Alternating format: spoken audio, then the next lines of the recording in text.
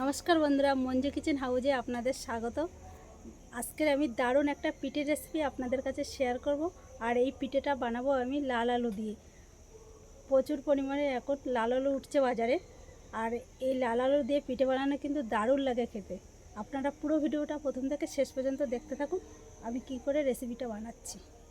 এবার রান্নাঘরে চলে যাব, রেসিপিটা শুরু করব।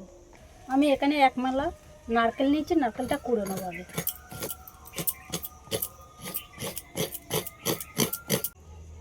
আমি এখানে অল্প করে গুড় নিয়েছি, গুড়টা গ্রেট করে নেব।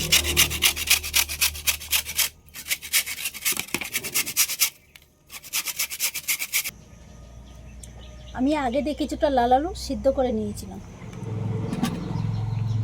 দুটো মাঝারি সাইজে লাল আলু নিয়েছি, তাতেই এতটা হয়েছে। এবার আমি ভালো করে এটা ম্যাশ করে নেব। একটা কাঁটা চামচ নিয়েছি, কাঁটা চামচ দিয়ে ভালো করে ম্যাশ করে নিতে হবে।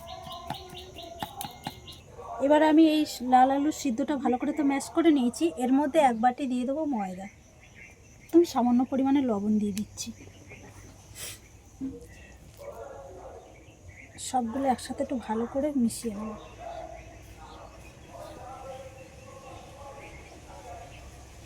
আর এখানে হাফ চামচেরও কম বেকিং পাউডার নিয়েছি, এটা দিয়ে দেবো। এই যে নারকেলটা কুড়ে নিয়েছি, এটাও কিন্তু এর সাথে মাখিয়ে নেব। এক চামচ গুঁড়ো দিয়ে দিচ্ছি এরপর।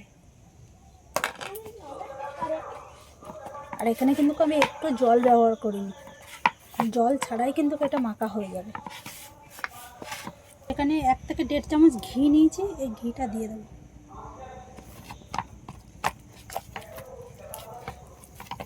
আর বন্ধুরা, এটা কিন্তু একদম অরিজিনাল ঘি। ঘিটা দেওয়ার পরে না একটু দারুণ একটা সেন্ট বেরিয়েছে। আর এই ঘি কিন্তু গরম ভাতের সঙ্গে দারুণ লাগে খেতে। এখানে একটা আমি ডো মাখিয়ে নিয়েছি, আর এই ডোটা কিন্তু খুব শক্ত আর খুব নরম না, এরকম মিডিয়ামভাবে করে নিতে হবে। এবার এর থেকে আমি লেচি কেটে নেবো আগে। এরকম সাইজে লেচিগুলো করব।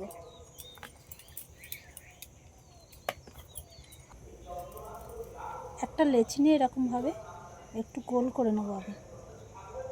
হাত দিয়ে এইভাবে একটু চেপে একটু রিংয়ের আকার মতন করে এরকমভাবে মাঝখানটা এরকমভাবে একটু ছিদ্র করে নেবো। এরকম কত সুন্দর হয়েছে। প্রত্যেকটা এরকমভাবে রেডি করে নেব। উনুন জ্বালিয়ে কড়াইটা বসিয়ে নিলাম।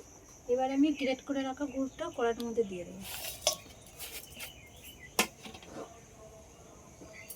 এই বাটির মাপ করে 1 বাটি জল দিয়ে দেবো।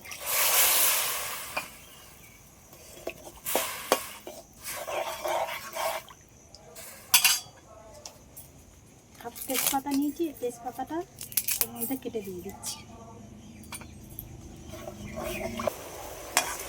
আর এই গুড়ের রসটা কিন্তু ভালোভাবে ফুটেও উঠেছে, কিন্তু হয়েও গেছে। 1 থেকে 2 মিনিট একটু ফুটিয়ে নিয়েছি, এবার আমি নামিয়ে নেব। কড়াইয়ের মধ্যে আমি কিছুটা রিফাইন তেল দিয়েছি, তেলটা গরম হয়ে গেছে। এবার আমি সব পিঠেগুলো এক এক করে ভেজে নেব। তেলটা কিন্তু ভালোই গরম হয়েছে।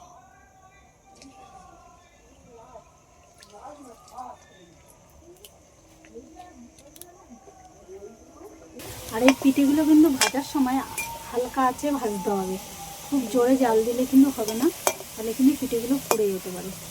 আর এরকমভাবে উল্টে ফেলতে এরকমভাবে সমানে দিতে হবে, তাহলে ভাজাটা ভালো হবে আর ভিতরটাও ভাজাটা ভালো হবে। এগুলো কিন্তু আমার ভাজা হয়ে গেছে, এবার আমি এগুলো তুলে নেব।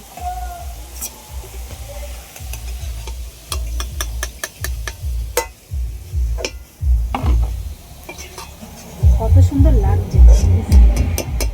সবগুলো একইভাবেই কিন্তু ভেজে নেব। এবার আমি সব এই পিঠেগুলো যে গুড়ের রসটা বানিয়ে রেখেছি এর মধ্যে দিয়ে দেবো। আর এই রসটা কিন্তু এর মধ্যে ঢুকলে কিন্তু পিঠেগুলো দারুণ লাগবে খেতে।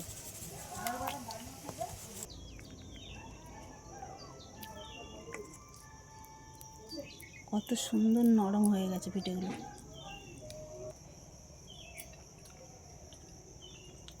লাল আলুর পিঠের রেসিপিটা তো কমপ্লিট হয়ে গেল। আপনাদের যদি এই ভিডিওটা ভালো লেগে থাকে, চ্যানেলটিকে সাবস্ক্রাইব করবেন, লাইক কমেন্ট শেয়ার করে আমার বন্ধু হয়ে পাশে থাকবেন। আর দারুণ হয়েছে কিন্তু খেতে।